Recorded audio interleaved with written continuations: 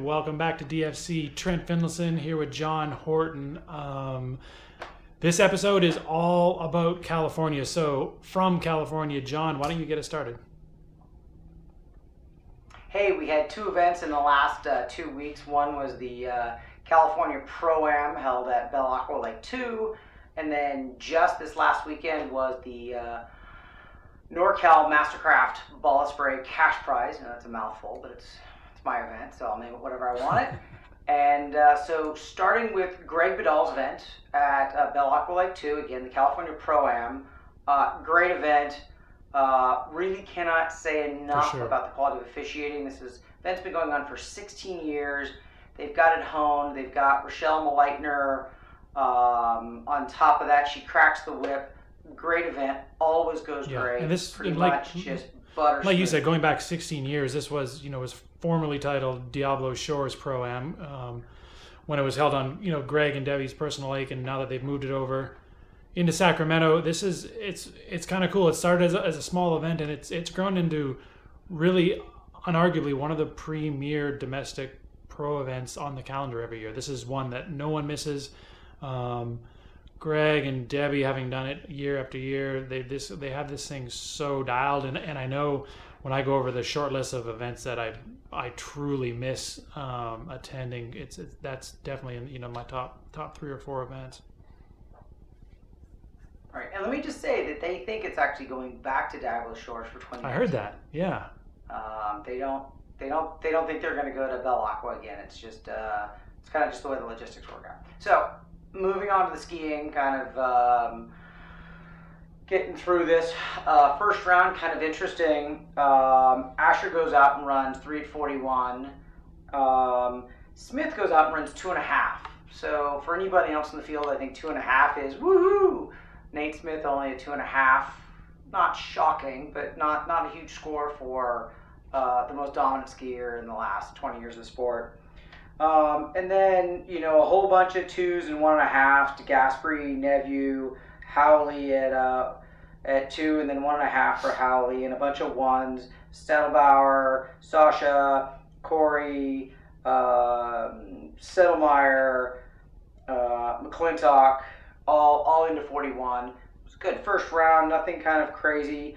What was surprising is Fred Winter runs 3.5 at 39. And I mean, I guess no matter how good you are, you're going to have a bad round occasionally. So I don't think that's... No, but typically, you think about a bad round or a round that kind of stings for Freddie lately has been half at 41 or 1 at 41. That's a bad round. So it doesn't need glossing over. That's super surprising. I think Nate's 2.5 really isn't that surprising because lots of events 2.5 at 41 is still going to win. I mean, obviously it's the exception, but that's a surprising first round by Freddie for sure. Right. So moving on to second round, lots and lots of 341s. And I will tell you, there was a time as I was watching the tournament when I thought, are these scores down? And now I'm kind of looking at the statistics. Now these scores are solid, and that lake, Belle Aqua Lake 2, it's a good lake, but it's not that perfect world record condition. So 3's good. 3 at 41's there. It's a big score. Settlemeyer 3 at 41. DeGasperi 3 at 41. Detrick 3 at 41. Asher 3 at 41 again. So that's 2 rounds in a row. And then a whole bunch of the guys at 2. Corey McClintock, Martin Coleman 2 at 41. Howley 2 at 41. Great skiing. We jump down to the shocker of the weekend. Nate Smith 2.5 at 39. So that was really, that's really the story of the weekend. Is I don't know the last time he missed. Yeah. I'm sure it's happened, but it's been a long time since he's missed 39 in a significant event. I think for me, it's not my story of the weekend, but you're right in that it's absolutely noteworthy. And that's just the whole thing too. You don't know. You don't know what's going on with people's personal lives, or maybe sick, maybe injured, maybe dealing with a whole bunch of stuff that that people don't necessarily know about. You don't really know. I mean, it's these guys are high level athletes, and it is completely shocking when someone underperforms to that degree. That left Freddie and Nate watching the final, and like you said, like Freddie hasn't been as dominant for quite as long as Nate. I think we probably have to go back 15 years to see 13 years to see Nate miss 39 at a pro event, when the conditions were good and all so that. let me just say, right. So you roll back to Freddie's first round, 3.5 at 39. You need to make the point that to make the final, it was purely based on cumulative. So for Freddie to have made the final based on his second round score would have required a huge score. And he just blew off the third round. What he told me is he was sitting in his car fuming, and he was almost up, and he just forget it, which is unfortunate. We all want to see Freddie ski. He's one of the premier skiers in sport. So that gets us to the head-to-head. That rushing ahead to Sunday. Asher really puts on a show at this point. In the head-to-head, first round against Sasha, Asher runs 3 at 41 again, so that's his third consecutive 3 at 41 in the tournament. Sasha puts up a completely respectable 2.5. I mean, great score. Then in the second bracket, Asher goes against Corey Vaughn. All he has to do is run 39 because Corey runs 2.5. And then he goes up against DeGaspery, has to get some at 41. He gets 3 at 41 again, so that's the fourth 3 at 41 for the weekend to get Asher the first place. Yes, so the story of the weekend, Will Asher, right? Like I love we've been talking the last couple episodes about the new guys and this finally the next tier has stepped up and but for me, I mean, this looked like a final from 10 years ago. So, and it's crazy to hear that out loud, that DeGaspery versus Will sounds like a 10-year-old show, but it is, man. Like, this is if you're not cheering for the new guys, this is absolutely the matchup you want to see, and I know this is a matchup I want to see. One of my best friends in the sport is Will, and anytime I get to watch him do his thing on the biggest stage, man, I'm like, I go from buddies to fanboy in a second. I could watch Will ski all day. So this was it's so cool, man. And that is a fully stacked field. Everyone who needed to be there was there, and to watch Will take out DeGaspery in the final and to take home another win and to do it, it's sort of a home away from home, not Belle Aqua specifically, but him and the Bedell family are super close, and just for them to get to watch Will win their event, I know it would have been super special for them too. 100% agree that Asher is the story of the weekend, but we should mention DeGaspery had to run. He kind of got a free pass. Benny Stelbauer had a bizarre, very early fall, uncharacteristic in the first bracket. But then DeGaspery had to run 39 against McClintock, and then of course he had to run against Asher. So DeGaspery's skiing quite well. Again, it's very, very old school. And that's what made the final matchup so riveting too. Is that it wasn't a gimme. I mean, DeGaspery went out and put out numbers, and Will had to run yet another 3 at 41 to win. So yeah, it was as good a final as I can remember seeing in California. I agree. So I will tell you, there's always some skier who strikes me as, I didn't know that's how they skied, or I noticed something. And the skier who didn't podium, actually got fourth, but the skier who really kind of impressed me visually sitting up in the judges tower watching was Corey Vaughn. Kind of a new level of respect. He ran a 41 a number of years ago. He's a legit skier, but I didn't know he carried that much speed back to the inside. I got to watching him skiing from up in the tower and kind of getting to really kind of watch. I'm gonna tell you, that's my takeaway from the weekend is Corey Vaughn is a much flowier, that's my word, I like the word, flowy, much flowier skier than I knew he was I was super impressed with his Yeah, skiing. So he's that's kind of a incredible. And I sidebar. think the only other thing to mention for me is, I guess in keeping with Corey Vaughn, was his dreadlock disappearing trick. I saw him just a few months ago. He had a full head of dreads, and then I didn't recognize who he looked like a youngster out there. But yeah, skied incredible. And the other one for me was Jason McClintock. Amazing skier. Canadian national record holder, took my record away from me. That's okay. But the cool thing is he's been out all summer with like a back injury that went from nagging to borderline chronic, and he'd only been back on the water for a few weeks at that point. So he was really going just to kind of knock the dust off and see his buddies and remind himself what it feels like to stand on a starting dock, and he skied his way all the way to third place. So that was pretty cool also. Yeah, he looked good. All right, so on to the ladies. First round, Regina 6:39, 0:41, whatever you want to call it. Not surprising. Whitney back in the hunt with a 4:39. She's been hurt a lot this year. Kind of, we've seen less of her, but I mean, she's still second or third in the world, depending on how you slice data.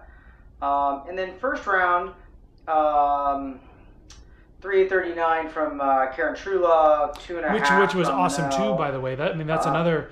Karen obviously is she's been around forever, and that's I mean that in a more flattering way than it probably initially seemed. But for her to be back that deep into the mix, I thought it was incredible. That's really, really good skiing by Karen.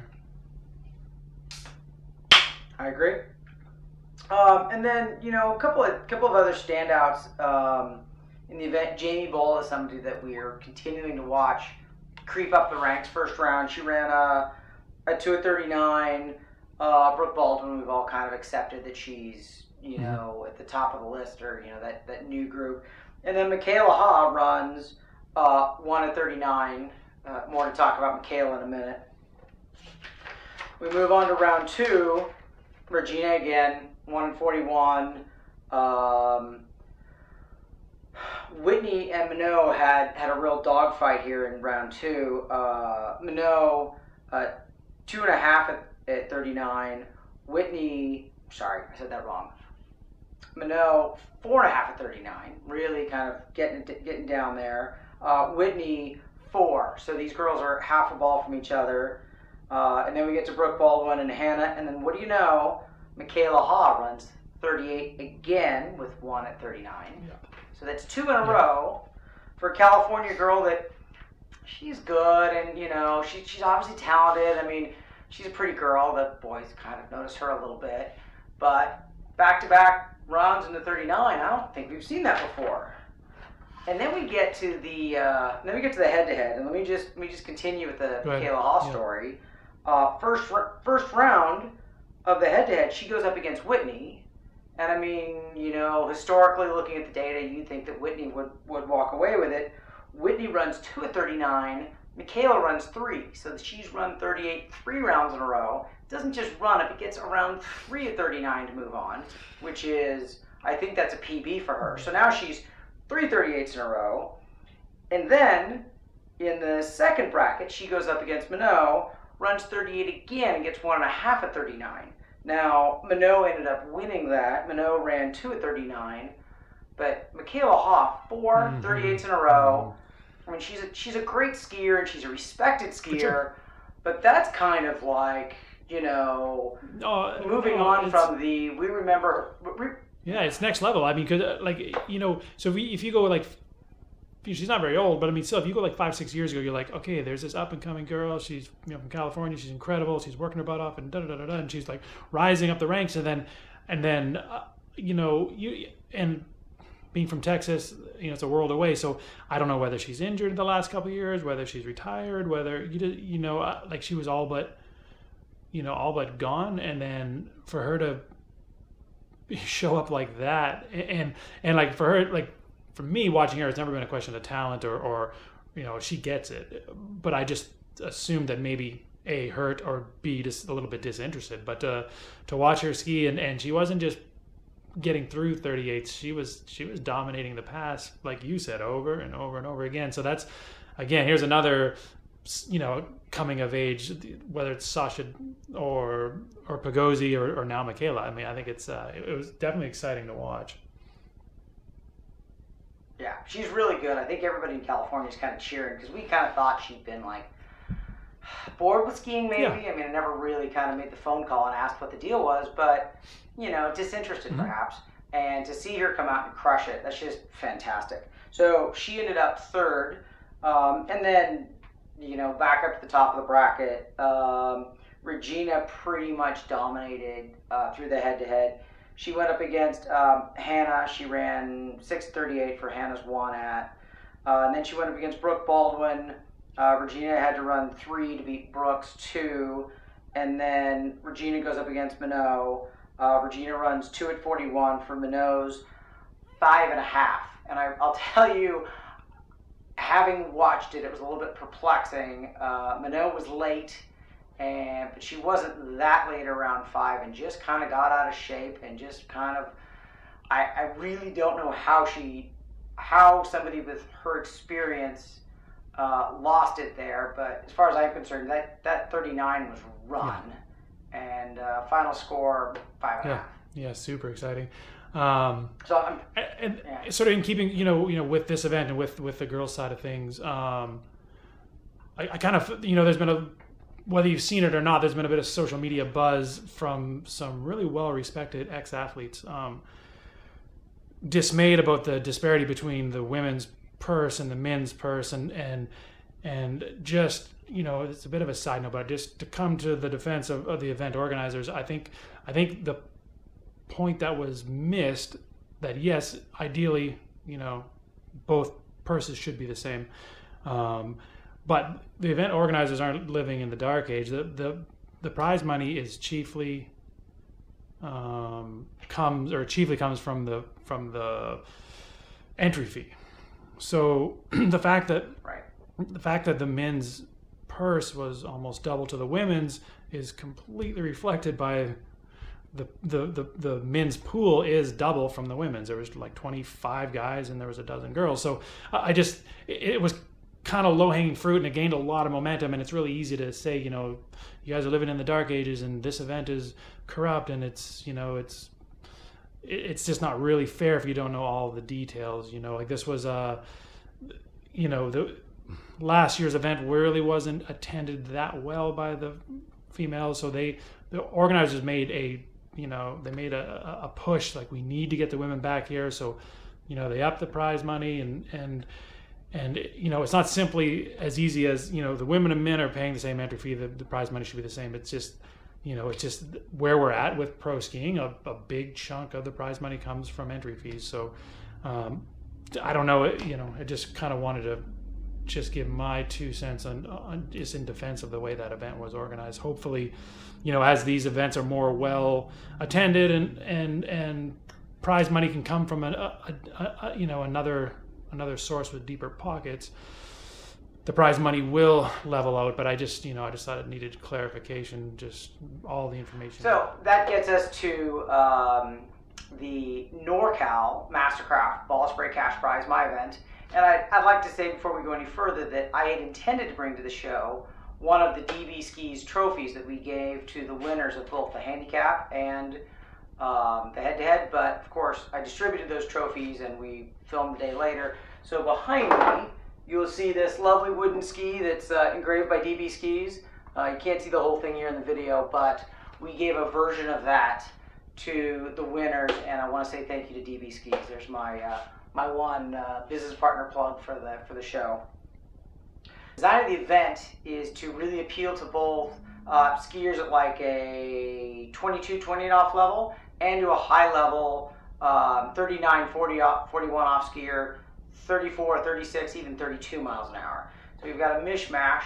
All the skiers show up and ski 2 qualifying rounds on Saturday, and then the top 16 scores based on rope length without speed factored in move into a head-to-head on Sunday, and everybody else skis a handicap round. So in the handicap round, Amelia Thomas, who is Corey Vaughn's fiance, went out and crushed it. She not only crushed the handicap, but I adjusted her handicap up from Saturday because she more or less PB'd on Saturday. She skied so well on Sunday. She picked up the $1,500 and the Big DV Skis trophy. Congratulations to Amelia. Second place, Denise Goldman, and everybody else that participated in the handicap. Thank you so much. Brings us to the short line version of the tournament. Kind of interesting. It's a mishmash of big dog skiers, 30 and 32 mile an hour skiers, and legit pro skiers. We've got Terry Winter. We've got Nick Parsons. We have Ryan Canepa, who won the America's Cup at Nationals not that many weeks ago. I think I already said Corey Vaughn. And then we've got some interesting guys like CeCe Brown, who 10 years ago had scores mid 39 and 36. He's been off working and making babies, and he's back playing at the 34 mile an hour level. So it really kind of came down to Terry Winter and Kevin Bishop. It was 4.539 for Terry, and then Bishop got 4.39. So Terry moves on. Terry goes against Greg Vidal. Terry runs kind of like his brother Freddie, doesn't miss 39 that often. Terry just runs 2.539. Greg Vidal runs the 39. So Greg moves on. And then the other bracket, Detrick goes against Canepa, and Detrick takes him down with a 1.41. Corey Vaughn goes against CeCe Brown.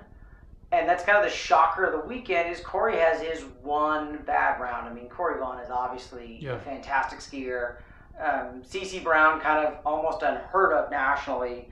CeCe Brown goes on, and in that third bracket, Brian Detrick takes down CeCe, setting us up for a final of Greg Vidal against Brian Detrick, and Brian ends up running 5.39. It was actually, you had to go under review. They gave him 6 originally, and he ran over 6 ball. But Greg runs 2.539.